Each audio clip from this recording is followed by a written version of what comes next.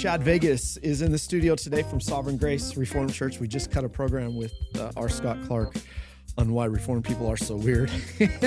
So that was a good discussion. It was apropos to have Scott with us for that too. So I had you on. Was it a year? Last June. Last June. Okay. I think it may have come out in July. Okay. Yeah. Where you were, and what we want to tackle is confessional membership in a Reformed church. Okay. You've been struggling a bit as a church with the direction that you should want to go ecclesiastically, want to. Yeah, maybe a little history on this. Last June, we came to Synod. Yeah. You and I filmed during Synod. Yeah. And at Synod, it was pretty clear. We had already scheduled, my elders had approved, your elders had approved, that we would be examined in September, the Colloquium Doctum, for our ministers to become ministers of the Word and Sacrament in the URC. Yeah. And for our church to come in, and that was going to be in September. And you announced that. It was on the program. And then I started getting calls from ministers in the URC asking, how come I've not seen anything about your guys' exams and whether you're coming in, what's going on? Yeah. And I started saying, well, this whole thing of confessional membership came up and we had to start discussing that. And I said, let's talk about that. Yeah. So the perception is, and I think this is important. A few ministers asked you about, what we find is those churches that are moving and transitioning to become confessional Reformed churches, the last hurdle is baptism. It's like, right. It's the last sort of speed bump to get over. And then it's kind of smooth sailing from there. But that's the big last one. So, you've had some challenge with that. And you can help me to say it correctly, but you've had some among Sovereign Grace, right, who struggle with what to do with those Baptists who come in and Baptists who are presently in your church as members now that you have adopted the position of infant baptism. Right. So let's maybe walk that out just a little bit. So at the time we were talking with you all about coming in and things were going great. And the Class of Southwest was one that I think really wanted to belong to. We really loved the guys, obviously our own friendship. Even my associate pastor who helped plant the church, his family is here, right? So there's a lot of connection there. Yeah. But we kept asking the question over the year, what about our Baptist members? The answer we got from the URC, which I thought was legitimate, was, of course, we would not expect them to change on that position for your church to come in because your elders have changed the position of your church on them. They're already members. We're not asking you to disfellowship them, which I think was right, and that was fair and clear.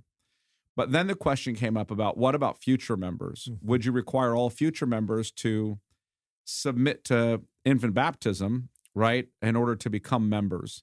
And I think the language in the pastoral advice of the URC is assent and practice. And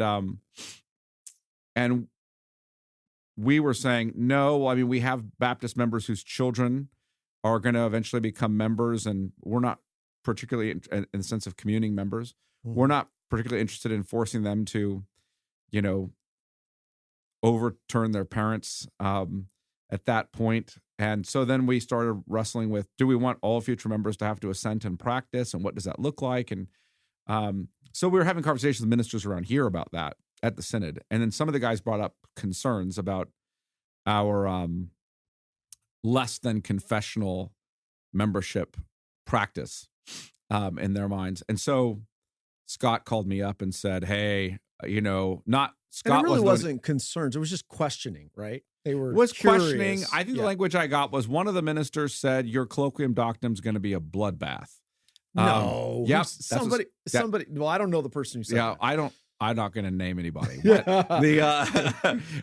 it's not going to be a. But Scott was what's concerned. Yeah. So we got into this conversation. I think there became a real debate among my elders. As you know, in the PCA and OPC, you don't have to assent and practice paedobaptism. You don't have to be subscribing to the confessions of the denomination in order to be a member in one of their churches. You have to subscribe to the confessions in order, to the Westminster-confession and the shorter and larger catechism, in order to be an elder or a deacon, so to be an officer. But you don't have to subscribe to them to be a member. In the URC, you don't have to subscribe to the three forms of unity to be a member either, but you do have to assent and practice. And so for us, we're still not quite sure what the distinction is between subscribing, assenting, and practicing.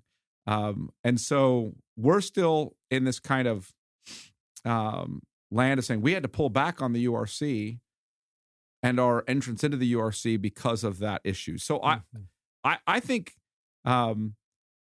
this would be a worthwhile discussion because you guys are taking a different stance than the PCA and OPC. And there are some OPC churches that take the same stance, but as a denomination, you're taking a distinct stance. So the perception was, I think, from some on the other side of the nation in the URC is that this, our particular classis is sort of hard line on this, and that there are, there's a rigidity here that maybe even some assume want to keep people out. That is 110% false. Well, let me ask a question. Let me go ahead. Let me explain. So, there are standards for membership and confessional issues, Heidelberg 74, on the issue of baptism, right?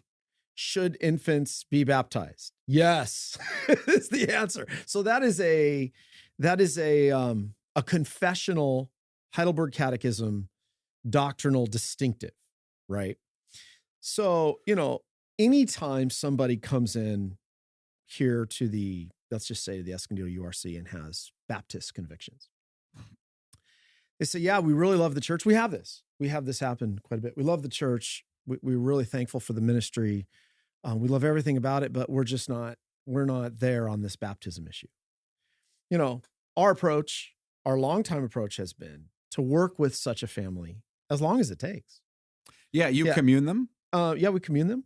And you do pastoral visitation with them? We would care for them. But I'd want to make a distinction between the person who hits that last hurdle and is teachable and wants to learn versus the person who says, I'll never agree to this. If someone comes in with that, my response is going to be, listen, brother, sister, your brothers and sisters, but I think, can two walk together unless they are agreed? I think you should find a church where you are agreed on this issue in your conscience and can do this. If we went down, Chad, to the Baptist church and said, hey, I want to join your church, but I believe strongly in infant baptism. I want you to baptize my baby. What do you think they'd say? Well, they would say no, Yeah. But they wouldn't necessarily ban you from church membership. They just wouldn't let you practice in accord with your conscience, right? Yeah. So some would. Some would not allow. Some would not allow membership. Yeah. Sure, like you think about the 9 Marks guys or some confessionally Reformed Baptists. So it just depends on the group you're talking about, right? So there are kind of the non-confessional membership Baptists and the non-confessional membership Presbyterians. Yeah. And then there's the confessional membership Baptist and the confessional membership Reformed, right? And the URC is in the confessional membership Reformed category. So my questions so there's subscription issues. And this is where I would want to press and understand. The quia and all that. well, I mean, it's more of an issue of like, if I have a member, let's just take my current members and put them aside. Yeah. Because the URC was willing to bring us in with current Baptist members because that was the state of the church. Yeah. And you understand a church in Reformation. And so that wasn't the primary issue. Let's just put them aside. Let's ask the question of, I have new people who come in and they say to me, I'm willing to learn. I'm willing to be present. I'm not going to walk out of the room whenever you do this. I'm willing to learn. We're willing to consider this. We're willing to pray. We're going to be humble. We're not going to cause divisiveness. We're not going to argue. We're not going to go around and present counterpoints. But this is really foreign to me. It feels foreign to me. It looks foreign to me, right? Everything about it. I'm not sure I buy your argument. So it's going to take me a while to think this through. I need to say to that person, and if they're 90 years old, I can say to them, you can be a member. But doesn't affect practice. Doesn't affect practice. Although the pastoral advice says assent and practice. So, but I can, what I've gathered from most of the Reformed churches I've interacted with, the URC churches, is, well, if they're 90, they're not going to have children. I mean, okay, they can come in. But if I'm looking at a 25-year-old and he has 2 kids that are 2 and 3 years old or something, he can't be a member because he's not going to practice, even though he's wrestling with it. So while he can't be a member, he can be at the church. We can commune him. We can pastorally care for him. But now he's a man who's communed with no possibility of discipline. So let me just say, the communing in our standards are three sort of standards for communing somebody. Okay. That number one, they have a credible profession of faith. Right. They've been baptized as an infant or as an adult. Right.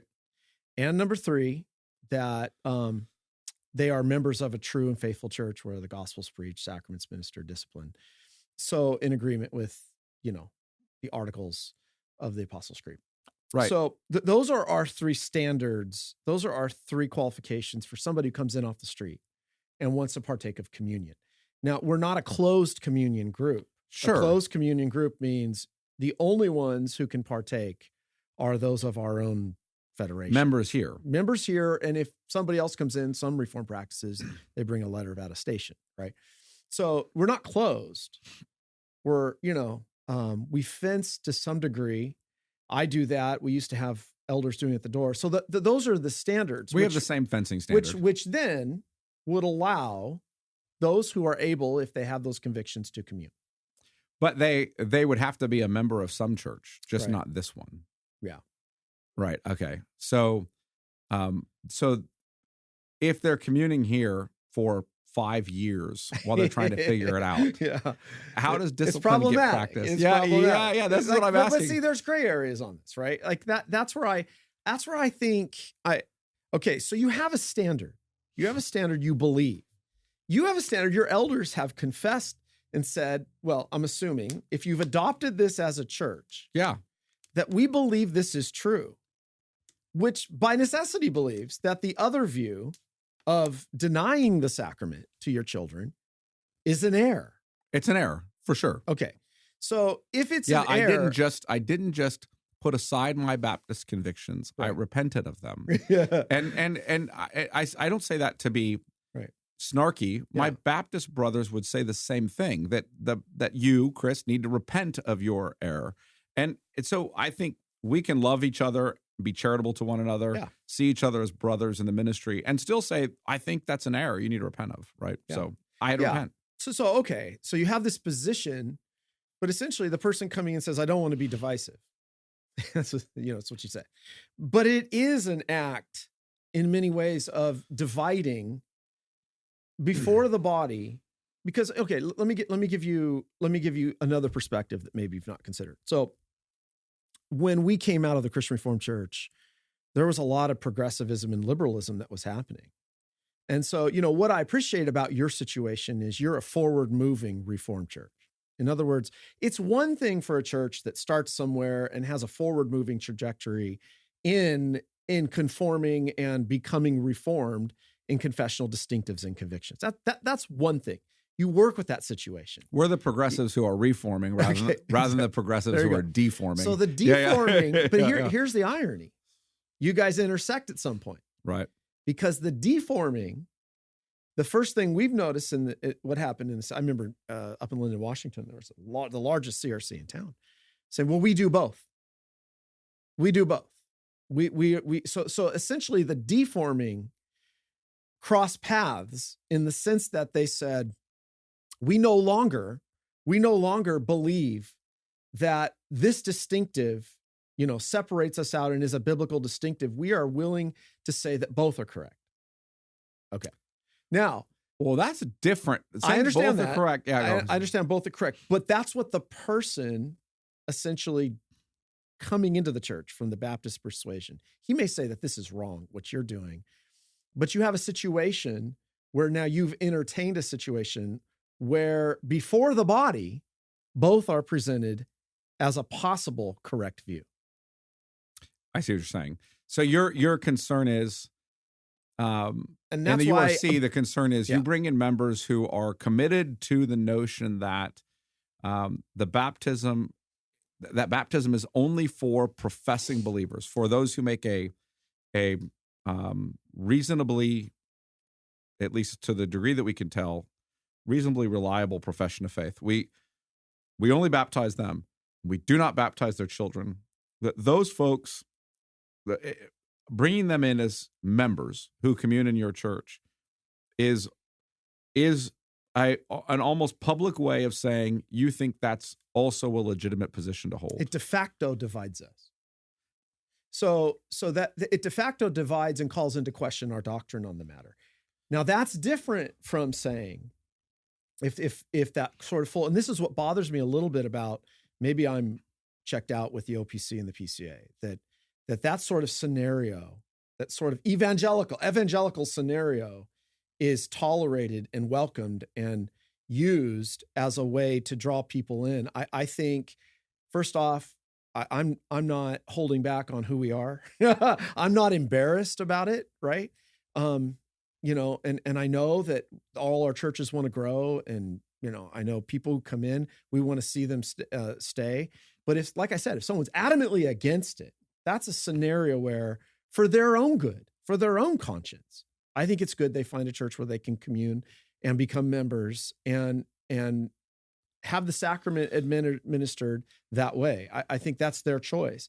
But in the church where we have come to these conscious biblical confessional convictions on the issue, I don't know what good it is if we start, number one, Presbyterians take way too many exceptions. We don't have that so much in our tradition because the Heidelberg Catechism is not really too much you can take exception to, except for some 74.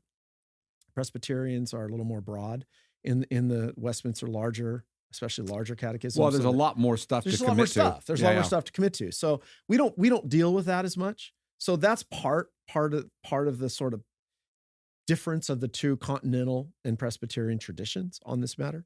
But I still would argue to my Presbyterian brothers in the OPC PCA that, listen, these are your confessional distinctives. Either you believe them or you don't. Well, let me press on that, because so John Murray wrote an article on this in OPC magazine years ago, obviously.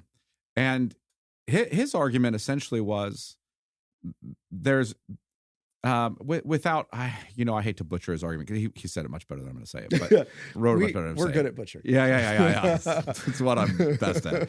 But the essence of it was, we can't just be receiving members into the church who are fully mature in their doctrine.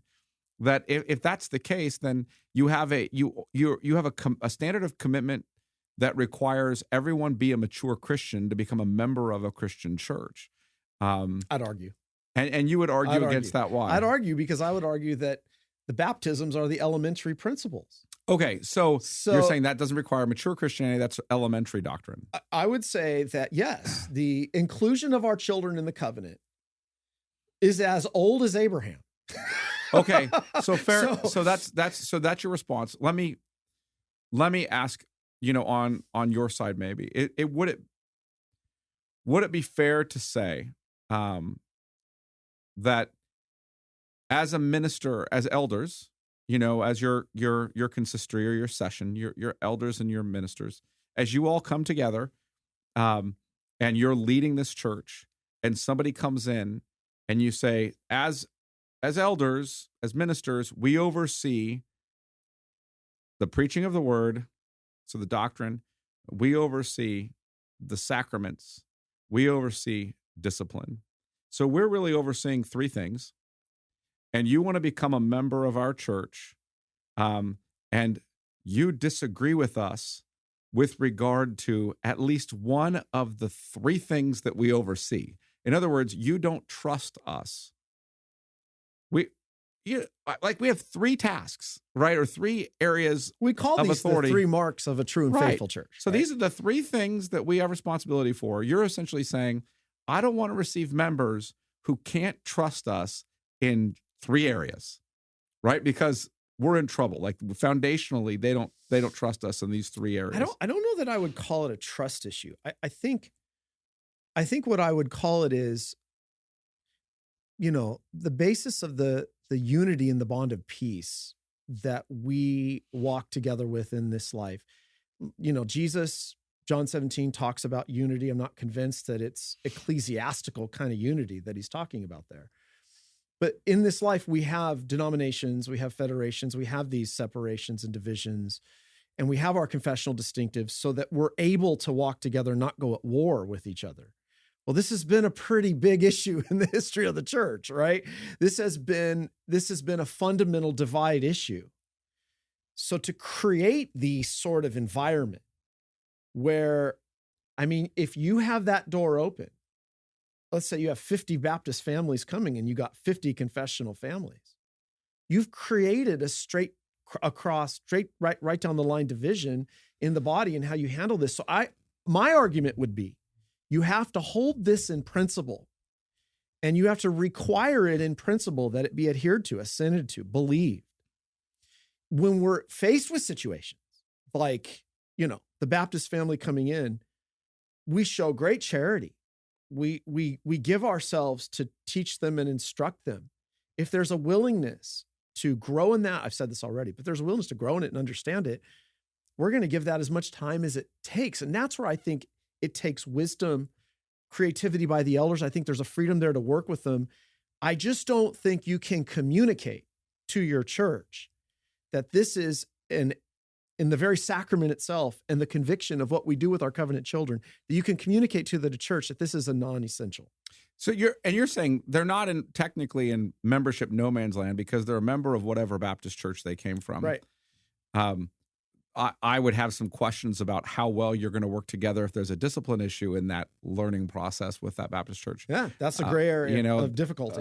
It is a gray area. Transitional. It's kind of like the transition from circumcision to baptism. Okay.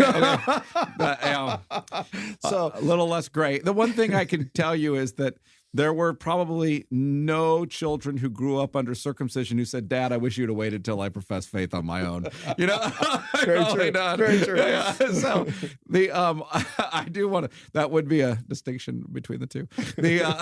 I imagine. So let me point taken. Yeah. I press this. I have Baptist members right now, who are members who they've been members since before the change. So I don't feel like, we're in a, we had no right to drive them out of membership. They're faithful, good, godly members. We love them. I'm glad they're around. They've caused zero problems on this. They don't, they give us no grief. They're happy to be a part of the church. This is where So there's a teachable spirit. They're definitely teachable and humble. Or do they godly. Say, no, Chad, we will never adhere to this? Because I've never asked them if they would never hear them. Has anyone ever walked out over an infant baptism? Yes. Okay, you don't have to. If you don't want that, talk about that. But my point is when you have that kind of protest, that's a fundamentally different issue, isn't it? Oh, yeah. I mean, I think if someone were walking out every week, we don't do them every week, but if someone were walking out every time we did it, at some point I would want to talk to that person, right? If I knew that was happening. Do you see the challenge though? You had a mass infant baptism, something I don't think any Reformed church has seen. This side of the. We did. We have a lot. Okay, a lot. So it was like 70 baptisms, wasn't it? No, we had 30 something on one Sunday, and But in the last. So here's my point. In 14 months, we've had 60 maybe. Okay. This is amazing. Yeah. So your elders have taken this position. They've communicated. They believe this is biblical. Right then and there, that stance has then created a division in the midst of the body on an issue that people need to come to a conclusion on. That's my point. Yeah. And I think, so let me ask you what you would do within this scenario. So there's a church in our city that came to an end, sadly, didn't go well. There are several people there I've known for a long time. Some people I haven't known as long. They trust us pastorally. They've shown up at our church. They're all from a Baptist church, essentially. I mean, not in the sense that Baptist in name, but that all they practice is the baptism of professing believers. They've come over. We've not made a big issue over receiving them into membership as to whether or not they agree with us on question 74, right? We've not made a big issue on that. We have found that new members who come in, who know right up front where we stand, and they come into membership and then we teach on it, actually tend to move in the direction that we're in much more quickly than our old members who feel like we bait and switched them in some way, which I think in fairness, there's right off a trust issue created by us. Well, that's true, because you reformed and did something that and so I think for them is confusing. That's exactly right. So I think for our current members, I understand why they would be more hesitant to want to hear the arguments. Yeah. I'm totally sympathetic with that concern. But the new people coming in, they're actually generally more open to hearing it initially. Now, a lot of our people, in fairness to our folks, almost all of them have become great about it, even if they still disagree, right? They're not a problem, the folks we have left, but which are the vast, vast majority of them. But the new people coming in, we've not made a big issue out of it. You would tell those people, I guess here's my point. So there's like 6, 7 families. You would tell them, hey, you can come through our membership classes. You can hear this information. You can be a part of the church. We're happy to commune you. But your last church melted down. It's gone. You want to be here. There's no church for you to have actually been, although you were a faithful member and it wasn't your fault. The elders, it was a mess. So you've come here. We realize it might take you a while to work through this issue, but we'll commune you, or would you just say, no, we're not going to commune you because you can't become members and your old church ended? What do you do in that situation pastorally? And does our church taking a different view than your church mean you can't be in the URC because you're taking a different view? So these are the kinds of questions we're wrestling with. Yeah. Well, and I think it takes a lot of wisdom, number one, from the elders to look at, you're asking a general question. Yeah. I would want to get in more to the specifics of the families, right? And but in terms of the general question. Sure, generally. So generally, 6 families show up. What I typically assume may happen is they're going to get on board with the church, be excited about the church, grow in these things, be open to understand these things, why this entire church has adopted this thing that is historic Reformed practice, and learn about it and realize, wow, we never knew this. Okay. Or those 6 families are going to say, no way, we need to unite and start our own church, or may even cause a division in your church. So I'm looking at the teachability in general, in that general principle. Yes, if I have 6 families who are open, just like I was in reforming my ways and understanding this, I'm going to go the extra mile. Sure. And so then you're going to let them commune. Yeah, I think again, each family looking at specifics will matter, but if I'm looking at people who are teachable, I'm looking at people who are open to the doctrine, I'm recognizing they're in a transition and they're reforming, yes, I would commune them. And if I said that in a colloquium doctum, for example, we're happy to have them. We're bringing them along. They're great people. They're listening. It's not going to be a bloodbath. It's not going to be a bloodbath. It's not going to be a bloodbath. And I want some Reformed ministers in the URC to hear me say that, because I think there's a perception out here in the West that, rigorous and hard line. No, we hold to our principles. We believe our confessions. We believe what we've adopted. We believe it's important that those are held high and in high esteem and taught. And, at the same time, that doesn't mean it's like, you're Baptist, see you later. No, that's not the spirit that's here. Yeah. So let me follow up with one more, because that it's helpful. I think we're walking those folks through. It takes time to even understand what it means to be a part of our church. And so it's not like we rush people into membership anyway. So regardless. And I do think we have people who won't affect practice. And so in that group, there are people who won't affect their kids are grown. It's not affecting practice. It's not an issue for them really. But even degree. Practice, let's just say they're the 90-year-olds you mentioned earlier. They can still, I guess, give some kind of verbal assent in what they're doing. Now, if they fundamentally oppose it, Fundamentally opposed. But you've brought in members who aren't fundamentally opposed. We have had situations. But they also aren't. We have had situations where older couples have come to us. They have sought membership. You know, and I guess there's a larger question. This may seem me speaking out the other side of my mouth, but you know, there have been situations I know of in our churches where there's sort of associate sort of memberships granted. Okay. And I haven't thought through all that. Is it true? Is it true that Bob Godfrey's mom, when she came into membership, was a Baptist and said, "If the Lord gives me a child, I'll baptize the child"? Is that true? She was like 80. Yeah, is that true? Is that true? So, and she was a member here, a faithful, dear saint. Yes, she was a member here. And I think you're looking at that person and recognizing in that particular scenario, there is no objection to the doctrine. There's no division. They may not, and here's so assent means they're not. Let me say this. To be consistent here, again, speaking out the other side of my mouth, I would think that even those with whom there is confessional membership in the church, I've seen this in Reformed churches, who say, yeah, they're already members here. If you press some of them on infant baptism, they may even struggle to believe it, may even doubt it. I don't know. But I've seen this happen. So it's not like it's just a sweeping across the board thing that everyone celebrates the doctrine, right? I think there's struggle even among members. You take a man who's been raised in the Reformed Church. He marries a woman who grew up in the Baptist tradition. This was my mom.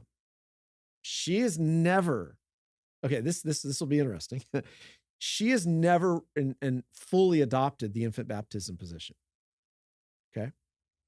I was baptized as an infant under my dad's headship. And, you know, as a father of the home, he believed it and she struggled with it, but she submitted to that.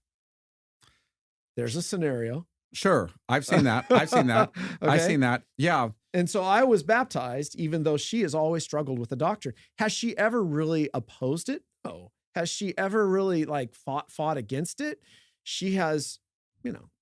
So I know we don't want this to go too long, but I do want to ask two questions then. So assent is being treated as you don't oppose it. No. I recognize that there are exceptions to the norm. Let me just say that. See, this is where I think subscribe and assent though. What's the difference? Okay. So I believe in full subscription. Except you believe members can come in who don't subscribe but assent and practice. So I'm just asking. No, that's the pastoral advice to URC. I'm saying there are scenarios under the elders' wisdom that require sometimes a different approach. So but not in terms of the formal doctrine of the church and what we expect the members to subscribe to believe. Right. Okay. To assent to. Okay. Assent to. Yeah. Assent to. Which could, in the elders' wisdom, mean not strongly disagree. Is that what you're saying? There are scenarios. Okay. So you're finding the inconsistency here. Well, I'm pressing on it because I want to understand, like, if my elders are wiser than your elders, who we bring in, is that permissible? Like, this is what I'm trying to drive at. I'm being funny, but you understand the dilemma I'm raising. I do. You know, Exodus 4. Moses refuses to circumcise his child, and the text is pretty clear. God's going to kill one of them. I'm preaching that text this Sunday. So he's going to kill somebody. Who's he going to kill? Moses. Yeah. The father for not giving the sign to his son. Well, actually, the way the language is he's good. He's as good as dead. Okay. So let me ask you a question then. Are you willing to be as strong as Exodus 4 on this doctrine?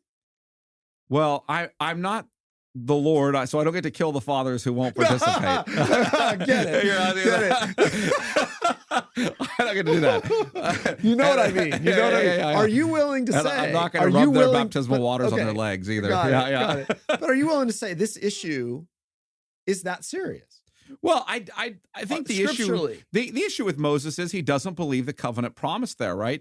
And I think, you know, and so and the obviously belief in the covenant promise is demonstrated in applying the covenant sign, which he doesn't do. And so I do think that's a real thing. I do want our folks to understand that God has made promises to you and to your this is children. what I'm getting at. Like, are we communicating in our churches the importance of the sacrament, that we give it to our children, or really has what all this created in the membership dilemma is a sort of lessening so that nobody ever feels the command that our children should receive the sign? Well, yeah, you know what I'm saying? I do. And I don't disagree with that. I'm just coming to the question, these couple questions of, you're saying that the consistory, the session, the group of elders and ministers, they, for those who don't know what those words mean, that they are making wisdom calls with regard to folks who are struggling with this issue, whether or not to receive them in membership. Saying there is pastoral, and that's why we had that pastoral advice. And there's some good language in that pastoral advice in dealing with this. There's pastoral advice given to how to shepherd people through this without the sort of perception that in the URC, it's just, nope, out. But it's not in the book of orders. So you're saying it's really the purview of a particular consistory, how they. I'm saying the doctrine is the doctrine in the continental tradition that we confess together and believe. I know. And so in our churches, there's uniformity of our doctrine, or that would create creed or chaos. Correct. Creed or chaos. So we have our creed, we have our confession, and I'm saying that the elders, in terms of application, okay, there's a distinction. The application in how we bring them in and be patient requires wisdom. And just like anything in the scriptures, wisdom is just that. It's not always black and white. So will some churches be more rigorous and other churches be less rigorous? I think that's true. Okay. I think that's true. That's allowable. Mm-hmm. Okay, let me follow. Yeah, because we are not a denomination in the classic sense that we reacted against sort of hierarchical top-down authority drive in the CRC from Calvin Seminary and from the bureaucracy. So we're not like that. It is most certainly a consistory-led and shepherded congregation. So there's no real, in a sense, in the broader assemblies, they do not have the authority to dictate what the local consistory does. If we disagree with the doctrine and we disagree with the judgments that have been rendered, then we may not be eligible in the federation. So let me bring up this last scenario, and we can call it a day. We can call it a day. Solved everything. We haven't solved everything, but it's at least given things to think about and consider. Yeah. And I feel like we're making an episode just for my elders to watch, but or the congregation. I do think it's worthwhile wrestling with these issues, though, because they are important pastorally, how you think through them, especially in a Baptist nation. Right. You're bringing people in, and they're used to either saying this is Baptists or Roman Catholics. And so if you're doing paedobaptism, you must be a Roman Catholic. And so you have to work through these issues pastorally, I think. Yeah. I've got longtime Baptist members, gloriously good members. I love them. It would crush me to see them go. Yeah. Whose children have been in our church for years. I love their children. I don't see them any differently than any other child, though they see them differently in the sense that they're not seeing them as covenant children than I would see them. Their children getting up to 12, 13, 14, 15 years old, they go through our catechism class. They profess faith. They want to become members, but they've grown up in this Baptist home and for the better part of their childhood, a Baptist church. And we want to bring them in, but they're not sure where they stand on this. But they have some trepidation going against their parents. Am I supposed to press those children to go against their parents, or is that also a wisdom call? So if I sat in front of the classes and said, "Well, our consistory might bring them in," so what would you say? My thought first off is that, again, the unique scenario of you reforming, you have to be really considerate in how you consider the people who are already there, right? So I think in the period of overlap here, there's going to be some kind of inconsistency.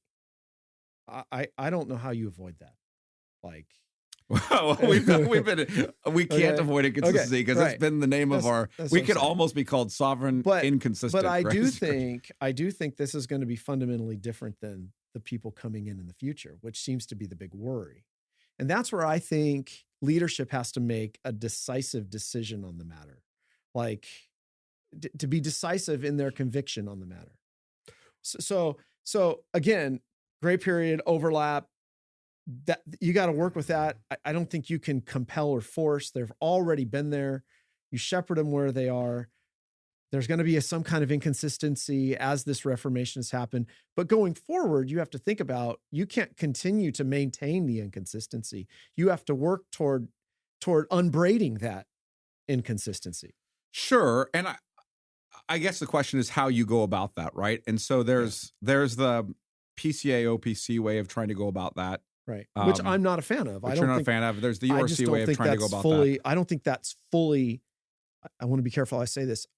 It's you have some good friends you're about to take a shot at. I don't think it's honors confessional integrity as it was originally intended to be. As a body. Yeah.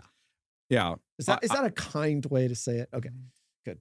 Well, I mean, they're not going to like it because they disagree. Although, I mean, I do deal with brothers in the PCA and OPC who say it would be easier in some cases if their churches were that way because they would have less conflicts than they sometimes have.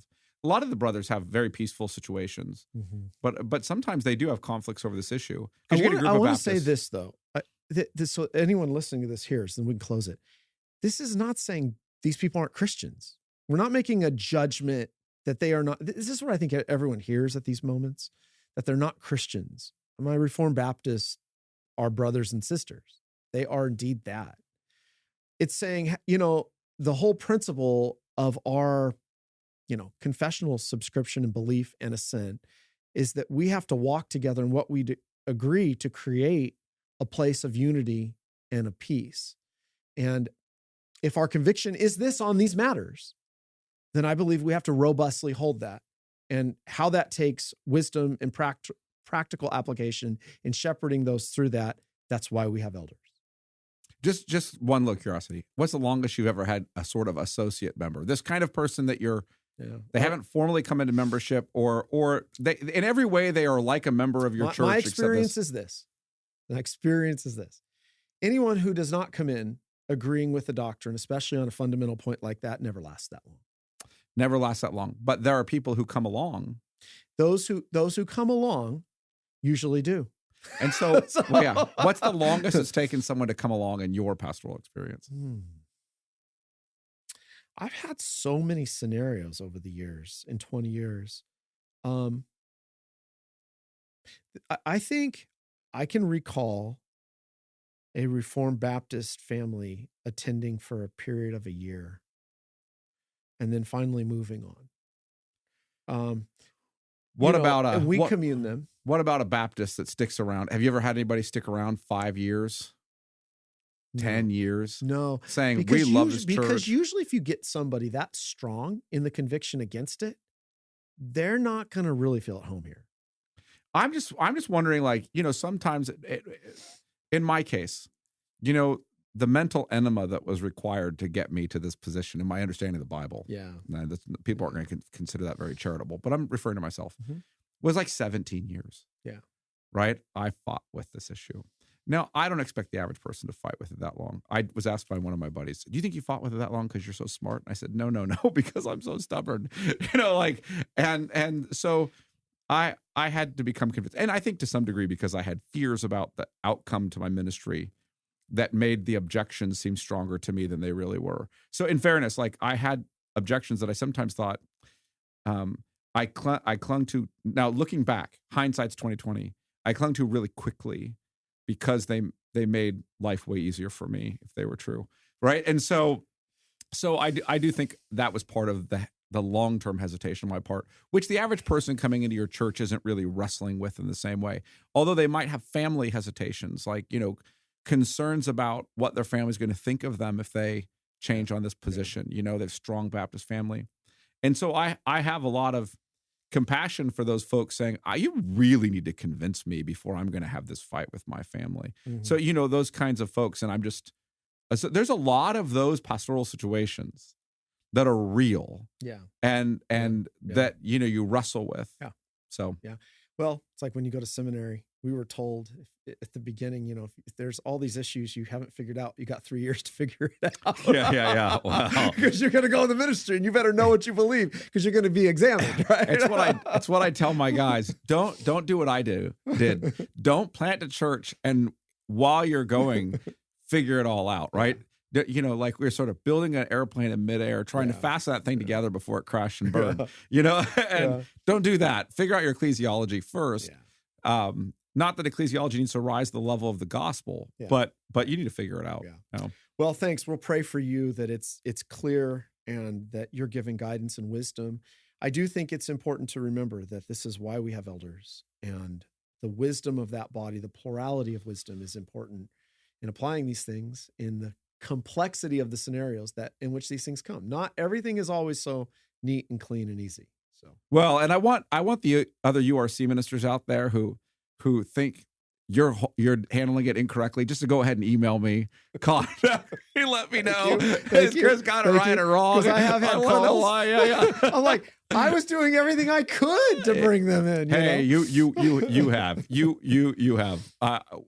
If it were just about Escondido URC and Chris Gordon, we'd already be in. And there aren't any men that we don't like in the classes at all. We thought they were great. Yeah. We just have these pastoral concerns we want to make sure we understand properly and that we handle well, because we love our Baptist members. We have no desire to get rid of them. They're brothers and sisters. So, all right. Thanks. Safe travels back to Bakersfield. Thanks, brother. You're always welcome in Escondido. Yeah, thank you. You know. Thank you.